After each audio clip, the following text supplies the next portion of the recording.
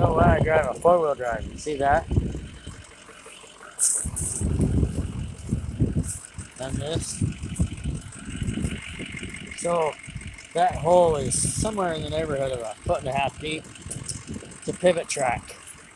And if you're not going fast enough, you get stuck. If you're going too fast, you rip the front end out of it. So we're going to go over here to this tower and see if we can see anything wrong, because this pivot right here is a 9-tower pivot, and it shut down on a safety, which means the pivot wasn't lined up anymore. It wasn't all in line. So they moved it so they could cut hay next to the fence. And look at all that water. It's here for a little while. So they need to cut this hay, and they cut it next to the fence. Well, they moved the pivot, then they cut it next to the fence, and they want to move the pivot back. And for some reason, this pivot won't move past this tower. I bypassed the safety circuit so that I can manually move this pivot, and those two towers right there, they move. Everything's great. You know what's not moving? This tower right here. The one that looks like it's in a 3-foot deep hole. That's why this pivot won't move.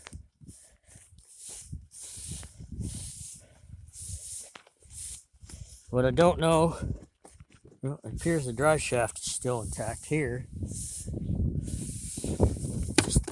Still intact here.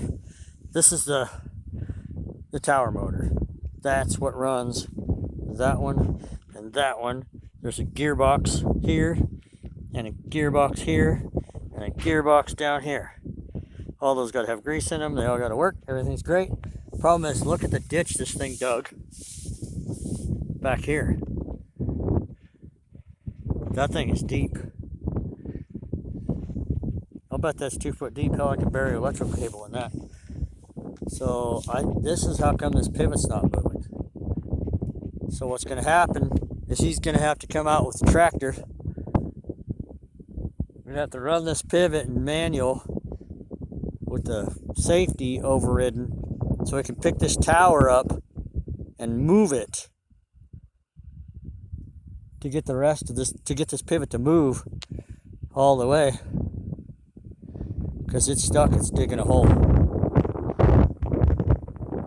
Then he's going to have to fill these pivot tracks with gravel or rocks. I mean, who knows what they put in, sand, you name it, but it's got to stay up here, because when the pivot sinks, it messes up the safety micro switches, and when it gets stuck, this just keeps digging. The other towers move on past it.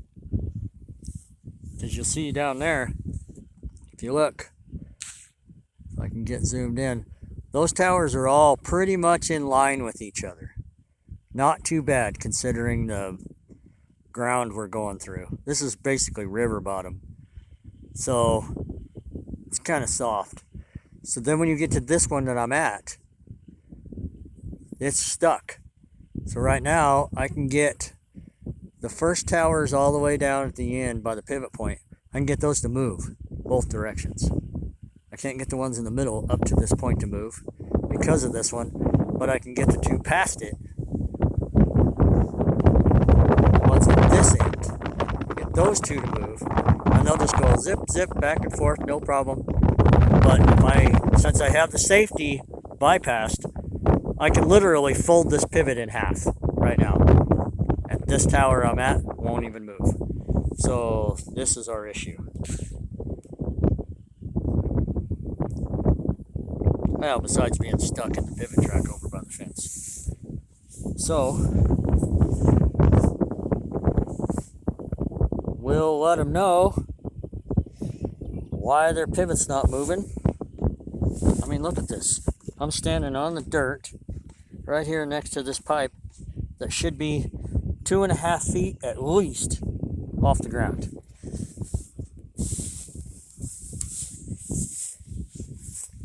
Oh yeah, that tire's flat too.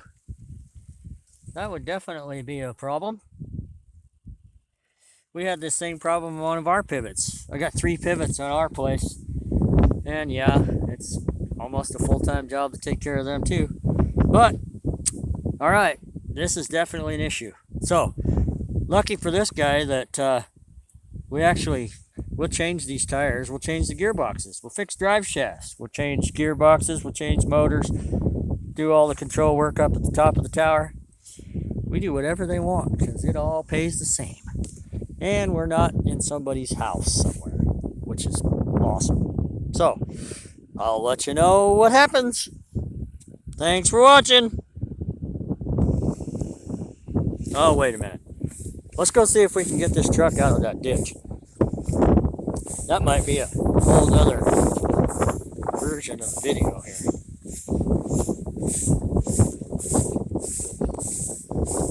I like the power of a diesel, but I really like the versatility of a gas. Because I don't have to wait for that frickin' turbo to spool before I get power. I can just pull out of it.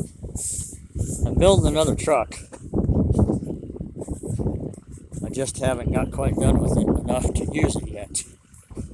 So, maybe in a week or 2. So, alright, let's see what happens here. See if we can get out of this. We'll spread the bad news.